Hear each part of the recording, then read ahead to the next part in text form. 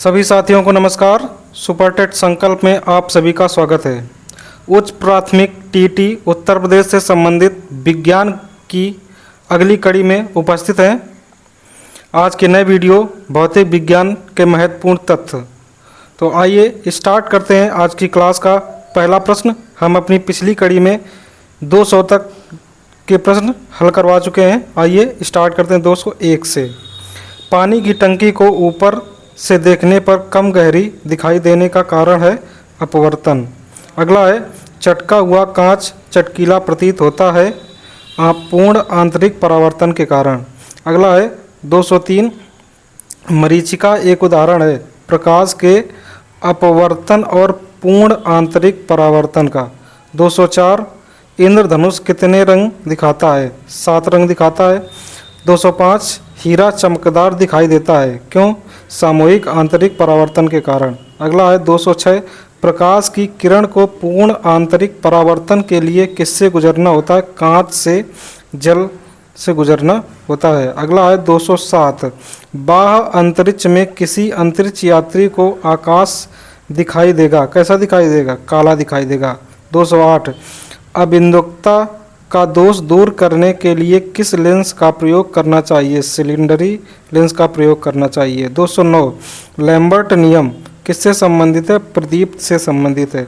210 आवर्धक lens वास्तव में क्या है? उत्तल लेंस होता है। तो साथियों, सुपरटेट संकल्प को आप सभी सब्सक्राइब लाइक करते रहें। आइए अगला प्रश्न 211 आइंस्टीन के E बराबर mc² समीकरण में c द्योतक होता है किसका? प्रकाश वेग का। अगला है 212 सोडियम वाष्प लैंप प्रायः सड़क प्रकाश के लिए प्रयुक्त होते हैं क्योंकि ये चमकदार रोशनी देते हैं। अगला है 213 प्रिज्म में प्रकाश के विभिन्न रंगों का विभाजन कहलाता है प्रकाश का वर्ण विक्षेपण कहलाता है। अगला है 214 वायुमंडल में प्रकाश के विसरण का कारण है धूल कण डस्ट। अगला है 215 चंद्र सतह पर एक प्रेक्षक को दिन के समय आकाश दिखाई देगा। कैसा? काला दिखाई देगा। तो साथियों, जैसा पता है आप सभी को कि टेट उत्तर प्रदेश का पेपर कल से शुरू है, उसी के उपलक्ष्य में क्विक रिवीजन आप सभी का चल रहा है। आप वीडियो सुन करके देख करके जहाँ भी हैं रास्ते में हैं आप अपनी तैयारी पूरी कर सकते हैं। अगला है 216 एक गोलाकार वायु का बुलबुला किसी कांच के टुकड़े में अंतः स्थापित है। उस बुलबुले से गुजरती हुई प्रकाश की किरण के लिए वह बुलबुला किसकी तरह व्यवहार करता है? अपसारी लेंस की तरह व्यवहार करता है। 217 खतरे के संकेतों के लिए लाल प्रकाश का प्रयोग किया जाता है क्योंकि इसका प्रकीर्णन सबसे कम होता है। प्रकीर्णन का मतलब होता है फैलाव, दूर तक दिखाई देता है। अगला है 218 समुद्र नीला प्रतीत होता है आकाश के परावर्तन तथा जल के कणों द्वारा प्रकाश के प्रकीर्णन के कारण। अगला है 219 अस्त होते समय सूर्य लाल किस कारण दिखाई देता है? प्रकीर्णन के कारण। अगला है 220 इंद्रधनुष में किस रंग का विक्षेपण अधिक होता है? बैंगनी रंग का विक्षेपण अधिक होता है। तो साथियों, आप सभी से एक अनुरोध है, आप सभी सुपरटेट को संकल्प को सब्सक्राइब करते रहें जिससे हम आपके लिए नए वीडियो ला सकें। 221 तारे आकाश में वास्तव में जितनी ऊंचाई पर होते हैं वे उससे अधिक ऊंचाई पर प्रतीत होते हैं। इसकी व्याख्या किसके द्वारा की जा सकती है? वायुमंडलीय अपवर्तन के द्वारा। 222 किस गाड़ी के अग्रदीप से प्रकाश का शक्तिशाली समानांतर पुंज पाने के लिए क्या उपयोग में लाया चाहिए? अवतल दर्पण। अगला है दाढ़ी बनाने के लिए काम में लेते हैं अवतल दर्पण को काम में लेते हैं। अगला है 224 दूरदृष्टि दोष निवारण के लिए काम लेते हैं उत्तल लेंस का। 225 कार चलाते समय अपने पीछे के यातायात को देखने के लिए आप किस प्रकार के दर्पण का उपयोग करना चाहेंगे? उत्तल दर्पण का।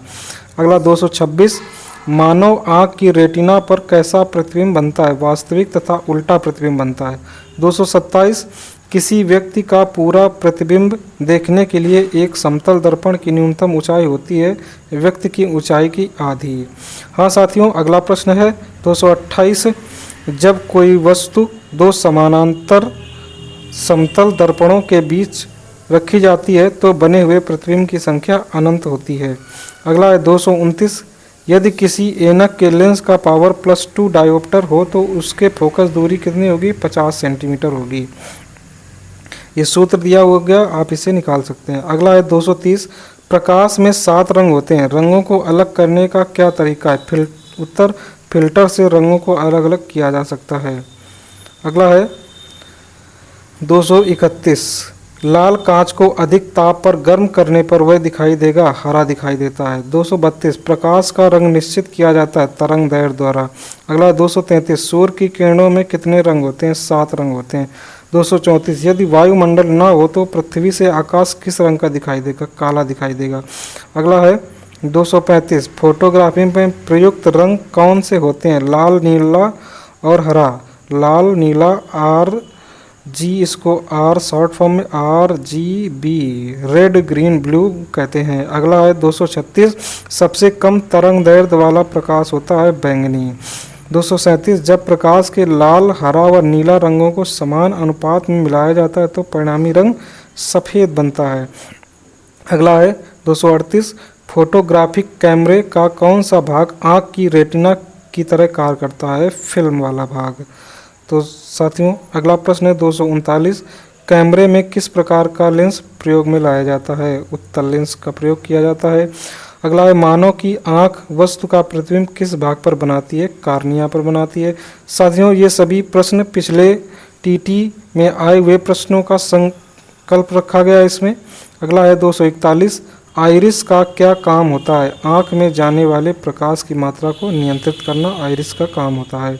अगला 242, दृष्टिपटल पर बना प्रतिबिंब होता है, वस्तु से छोटा लेकिन उल्टा बनता है।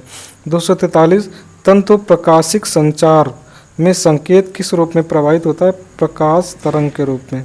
244, तारे टिमटिमाते हैं अपवर्तन के कारण। अगला है दूरबीन का आविष्कार किया था, गैलीलियो ने दूरबीन का आविष्कार किया। अगला है 246, अवतल लेंस प्रयुक्त होता है सुधार हेतु निकट दृष्टि दोष।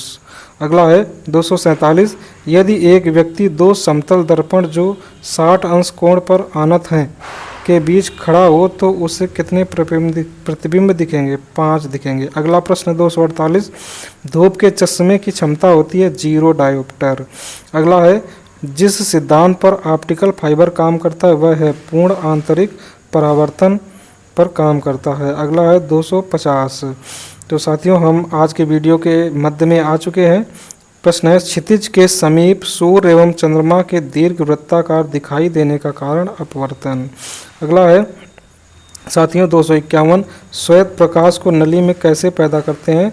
तो तंतु को गर्म करके। अगला है 252, प्रकाश में 7 रंग होते हैं, रंगों को अलग करने का क्या तरीका है? तो इसमें उत्तर हो जाएगा एक प्रिज्म से रंगों को अलग अलग किया जा सकता है।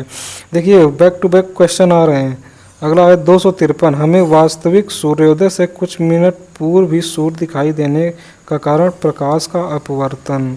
अगला है 254, यदि साबुन के 2 भिन्न भिन्न व्यास के बुलबुलों को एक नली द्वारा एक दूसरे के संपर्क में लाया जाए तो क्या घटित होगा? छोटा बुलबुला और छोटा व बड़ा बुलबुला और बड़ा हो जाएगा।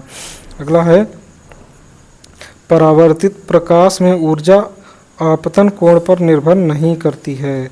अगला है 256, प्रकाश की गति किसके बीच से जाते हुए न्यूनतम होती है? कांच के बीच से जाते हुए। 257, किसी तारे के रंग से पता चलता है उसके ताप का। अगला है 258, किसी अपारदर्शी वस्तु का रंग उस रंग के कारण होता है जिसे परावर्तित कहते हैं। साथियों तो एक क्विक रिवीजन चल रहा है, आप सभी इस सुपर टेट संकल्प को सब्सक्राइब लाइक करते हुए हमारा हौसला बढ़ाएं जिससे हम आप सभी के लिए और वीडियो लाते रहें। अगला है पानी में लटका कर बैठे हुए व्यक्ति को उसका पैर मुड़ा हुआ और छोटा दिखाई पड़ता है अपवर्तन के कारण। अगला है 260, जब एक कॉम्पैक्ट डिश सूर्य के प्रकाश में देखी जाती है तो इंद्रधनुष के समान रंग दिखाई देते हैं। इसकी व्याख्या की जा सकती है अपवर्तन, विवर्तन एवं पारगमन की परिघटना के आधार पर। तो साथियों ये सीडी आप लोगों को याद होगी, बहुत समय पहले चलती थी, हो सकता है कुछ लोगों को याद ना हो। अगला प्रश्न है 261, चंद्र ग्रहण घटित होता है? पूर्णिमा के दिन। अगला है सूर्य ग्रहण कब होता है? प्रतिपदा अमावस्या के दिन। 263 उचित रीति से कटे हीरे की असाधारण चमक का आधारभूत कारण यह है कि उसका अति उच्च अपवर्तन सूचकांक होता है। अगला है 264 एक स्थिर चुंबक हमेशा दर्शाती है उत्तर उत्तर तथा दक्षिण दक्षिण दर्शाती है। अगला है 265 फ्लक्स घनत्व और चुंबकीय क्षेत्र की क्षमता का अनुपात किस माध्यम में होता है? उसकी पारगम्यता में। 266 चुंबकीय सुई किस तरफ संकेत करती है? उत्तर की तरफ। 267 ट्रांसफार्मर का सिद्धांत आधारित है विद्युत चुंबकीय प्रेरण के सिद्धांत पर। अगला 268 ट्रांसफार्मर क्या है? एसी वोल्टता को घटाने और बढ़ाने में प्रयुक्त होता है। अगला विद्युत धारा का चुंबकीय प्रभाव सर्वप्रथम अवलोकित किया गया ओरस्टेड के द्वारा। अगला है 270 ध्रुवों पर नमन कोण का मान कितना होता है? 90 अंश होता है। अगला क्वेश्चन है 271 मुक्त रूप से लटकी चुंबकीय सुई का अक्ष भौगोलिक अक्ष के साथ कोण बनता है 18 अंश का। अगला है 272 मुक्त रूप से निलंबित चुंबकीय सुई किस दिशा में टिकती है? उत्तर दक्षिण दिशा में। 273 चुंबकीय कंपास की सुई किस ओर इंगित करती है? चुंबकीय उत्तर और चुंबकीय दक्षिण।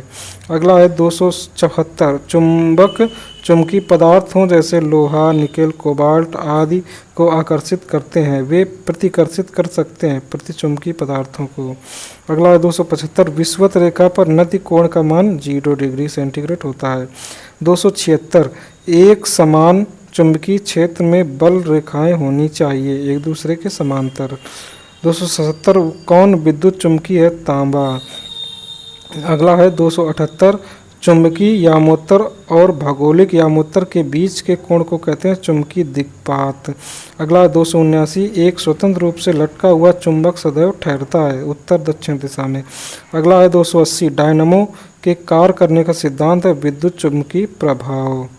तो साथियों, आप सभी सुपरटेट संकल्प को लाइक करके, सब्सक्राइब करके, शेयर करके हमारा हौसला बढ़ा सकते हैं।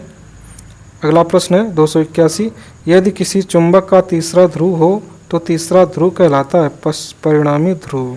282 पृथ्वी एक बहुत बड़ा चुंबक है, इसका चुंबकीय क्षेत्र किस दिशा में विस्तृत होता है? दक्षिण से उत्तर दिशा में। अगला है 283 लोहा का क्यूरी ताप होता है 770 डिग्री सेल्सियस। 284 चुंबकीय क्षेत्र का मात्रक होता है गॉस।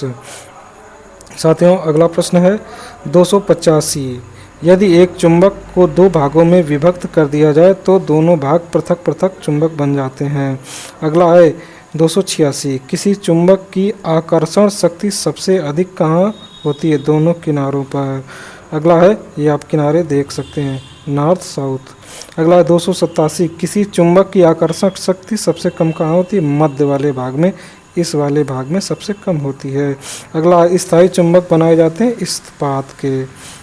अगला है 290 तांबा मुख्य रूप से विद्युत चालन के लिए प्रयोग किया जाता है क्योंकि इसकी विद्युत प्रतिरोधकता निम्न होती है।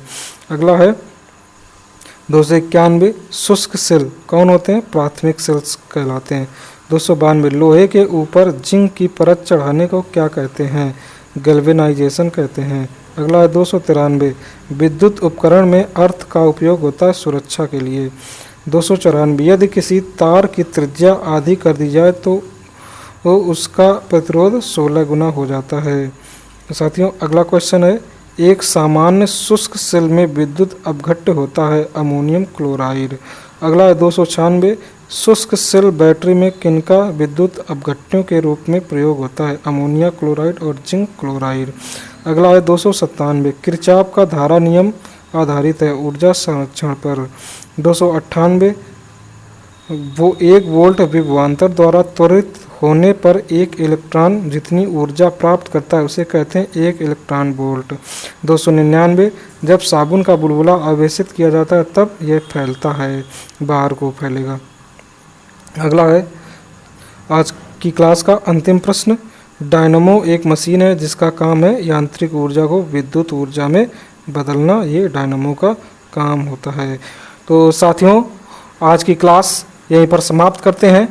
आप सभी सुपरटेट संकल्प को सब्सक्राइब करके, लाइक करके और शेयर करके हमारा हौसला बढ़ा सकते हैं। मिलते हैं साथियों अगले वीडियो में, तब तक आप सभी को राधे राधे।